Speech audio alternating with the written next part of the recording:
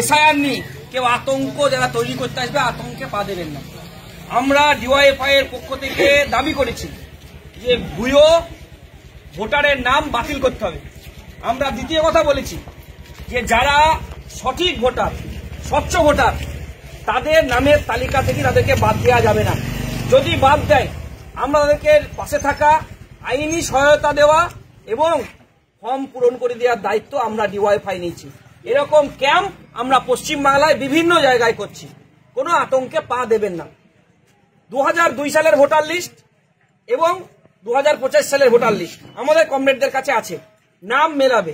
যদি কারো কারণে কারোর নাম বাদ যায় তাহলে নাম তোলানোর দায়িত্ব আমরা আপনাদেরকে সহযোগিতা করব।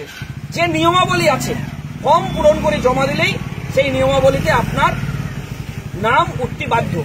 হয়তো আপনি 2002 সালের আগে বিয়ে হয়েছিল অন্য জায়গায়, এখানে বাবার বাড়ি ছিল, ওখানে গিয়ে দেখছে তার নাম নাই, কোনো আতঙ্ক নয়, ফর্ম পূরণ করবো, এখানকার ভোটার লিস্টে নিয়ে গিয়ে ওখানে জমা দেবো, আমার নাম উঠতে বাধ্য। বলছে শংসাপত্র দিতে হবে, আপনার নাম নাই।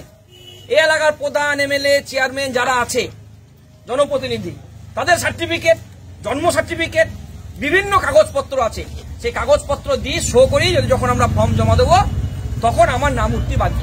অতএব এটাই কোনো আতঙ্ক পরিবেশ যারা তৈরি করতে আসছে আতঙ্কতে পা দেবেন না। আমাদের কমরেডরা সব জায়গায় আপনাদেরকে সহযোগিতা করবে।